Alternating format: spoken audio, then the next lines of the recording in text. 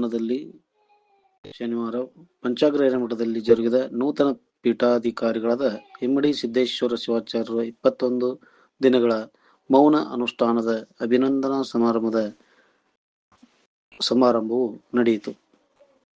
ಈ ಸಮಯದಲ್ಲಿ ಸಿರಟ್ಟಿ ಭಾವೈಕ್ಯ ಮಠದ ಶ್ರೀ ಫಕೀರ್ ಸಿದ್ದರಾಮ ಸ್ವಾಮೀಜಿಗಳು ಮಾತನಾಡಿ, ಪಂಚೇಂದ್ರಿಯಗಳನ್ನು ನಿಯಂತ್ರಣ ಮಾಡಿಕೊಳ್ಳುವ ಮೂಲಕ ಧ್ಯಾನಸ್ಥರಾಗಿ ಶಿವಾರಾಧನೆ ಮಾಡುವುದೇ ಅನುಷ್ಠಾನದ ಮೂಲ ಉದ್ದೇಶ.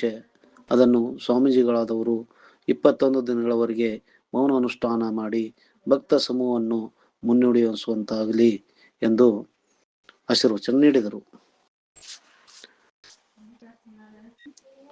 ಸ್ವಾಮೀಜಿಗಳಾದವರು ನಿರಂತರ ಪೂಜೆ, ಧಾರ್ಮಿಕ ಪದ್ಧತಿಗಳನ್ನು ಅಳವಡಿಸಿಕೊಂಡು ಜಾತಿ ಮತಗಳ ಅಂತರವನ್ನು ಗಮನಿಸದೆ ಭಕ್ತರನ್ನು ಧರ್ಮದ ಹಾದಿಯಲ್ಲಿ ನಡೆಸುವಂತ ಕಾರ್ಯ ಮಾಡಬೇಕೆಂದರು. ಪಟ್ಟಾಧಿಕಾರಿಗೊಂಡ ಶ್ರೀಗಳು ಭಕ್ತ ಸಮೂಹದ ಸಂಸ್ಕಾರ, ಸುಖ, ಸಮೃದ್ಧಿಯಿಂದ ಮುನ್ನಡೆಸುವಂತಾಗಲಿ ಎಂದು ಹೇಳಿದರು.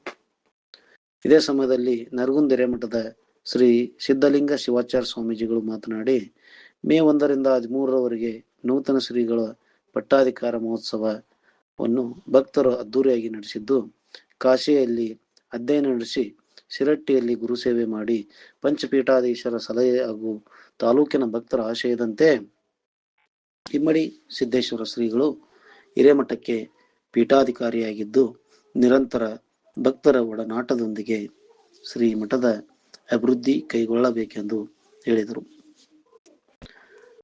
ಅನುಷ್ಠಾನ ನಿರತ ಶ್ರೀ ಇಮ್ಮಡಿ ಸಿದ್ದೇಶ್ವರ ಶಿವಾಚಾರ್ಯ ಸ್ವಾಮೀಜಿಗಳು ಮಾತನಾಡಿ, ತಂದೆ ತಾಯಿಗಳನ್ನು ತೊರೆದು ಮಠಾಧಿಪತಿಯಾಗುವ ಮೂಲಕ ಸಮಾಜದ ಮಗುವಾಗಿ ಮಠದ ಭಕ್ತರ ಸಲಹೆ ಸೂಚನೆಯಂತೆ ಭಕ್ತರ ಹಾಗೂ ಮಠದ ಏಳಿಗೆಗೆ ನಿರಂತರ ಶ್ರಮಿಸುವುದಾಗಿ ಹೇಳಿದರು.